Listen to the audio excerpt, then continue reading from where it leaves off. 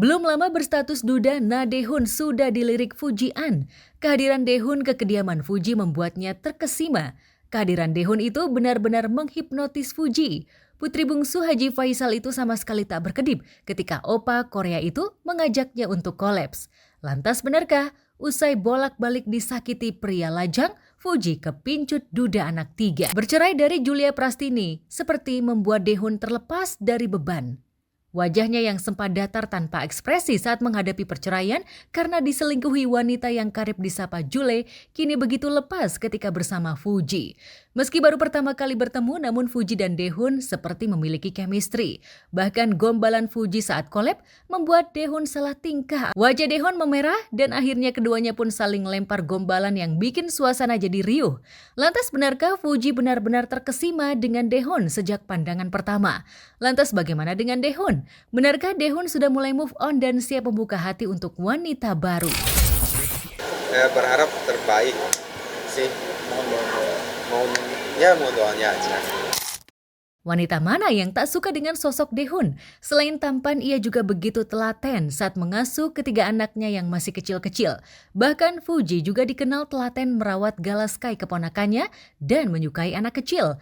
Lantas benarkah kesamaan itulah yang membuat Fuji dan Dae-hoon klik? Dan saat collab tak ada gimmick. Itu sebenarnya saya nggak mau itu karena masalah pribadi saya ya.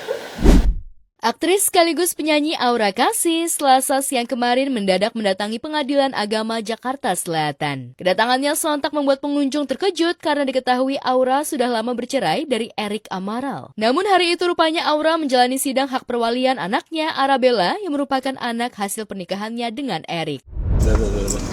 Mas dulu. Ya.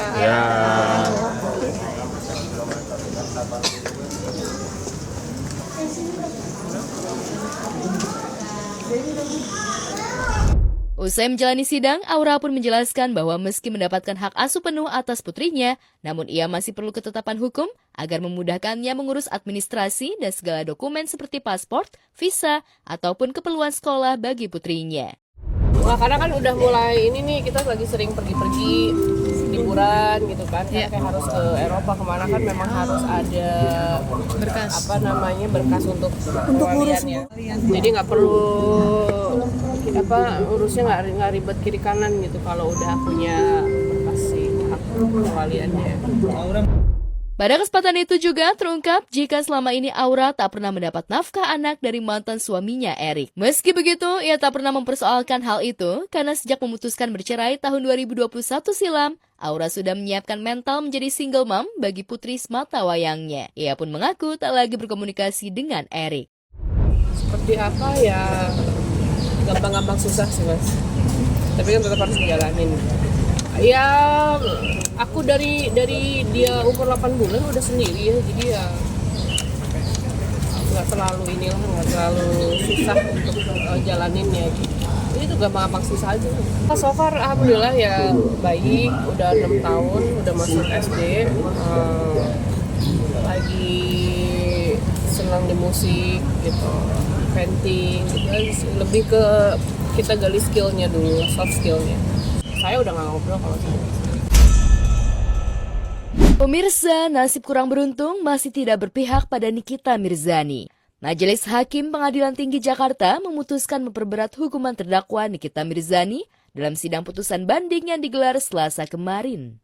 Dalam putusannya, Majelis Hakim mengubah vonis Pengadilan Negeri Jakarta Selatan dari 4 tahun penjara menjadi 6 tahun penjara dan denda 1 miliar rupiah. Dalam sidang yang terbuka untuk umum tersebut, Hakim Ketua Sri Andini membacakan amar putusan yang menyatakan Nikita terbukti secara sah dan meyakinkan bersalah. Ia dijerat pasal berlapis yakni tindak pidana ITE dan tindak pidana pencucian uang atau TPPU. Menyatakan terdakwa Nikita Mirzani tersebut di atas terbukti secara sah dan meyakinkan bersalah melakukan tindak pidana. Kita takutnya kasasi bisa lebih tinggi. Hakim PT mengatakan bahwa mereka memberikan hukuman ini supaya Nikita ini menyadari kesalahannya dan tidak mengulangi. Selain pidana, Nikita juga diwajibkan membayar denda sebesar 1 miliar. Jika denda tersebut tidak dibayarkan, maka akan diganti dengan pidana kurungan selama 3 bulan. sementara masa penahanan yang telah dijalani terdakwa akan dikurangi seluruhnya dari pidana yang dijatuhkan. Single era makin menyala. Barangkali itulah yang pantas disematkan untuk selebgram Tasya Farahsya.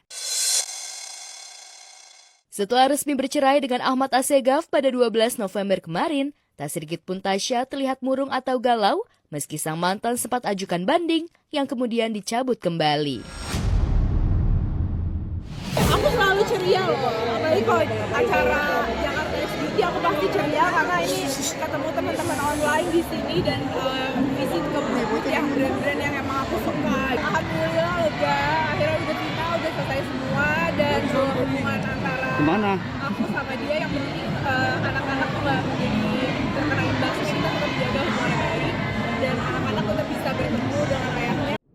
Meski dibayang-bayangi utang mantan suami senilai 35 miliar yang belum ada titik temu, hal ini ternyata tak membuat hubungan Tasya dan suami soal anak terganggu. Sepertinya Tasya ogah ambil pusing juga perkara hutang. Sebaliknya, ia kian getol kerja cari cuan dan aktif dengan sejumlah kegiatan lainnya. Boleh jadi ini bentuk pelampiasan terbaik Tasya setelah guncangan perceraian dengan Assegaf.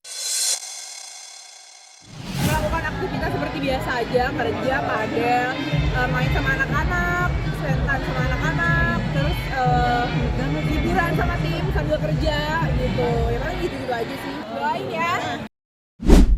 Di tengah duka yang dialami keluarga besarnya di Kota Padang akibat musibah banjir bandang dan juga longsor, Dude Herlino mendadak justru digeruduk pemberi modal pinjaman dana alias Lender Dana Syariah Indonesia atau DSI, sebuah perusahaan fintech berbasis syariah yang menaruh fokus pada pendanaan dan pembiayaan proyek properti.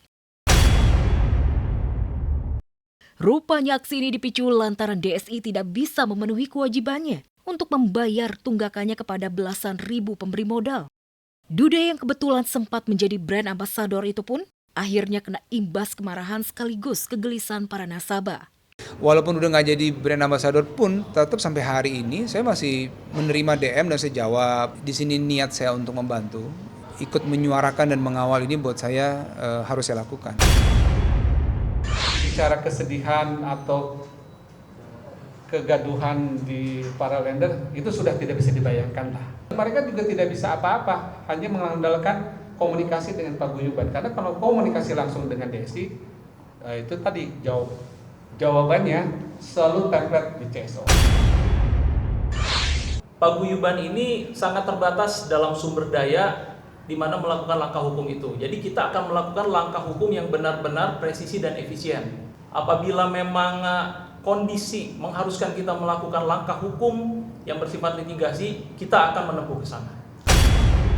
Masih dari keluarga di sana memang jalur masih terputus ya. Jadi dari Kota Padang, tante saya di Kota Padang dia nggak bisa kemana-mana, hanya bisa di situ saja.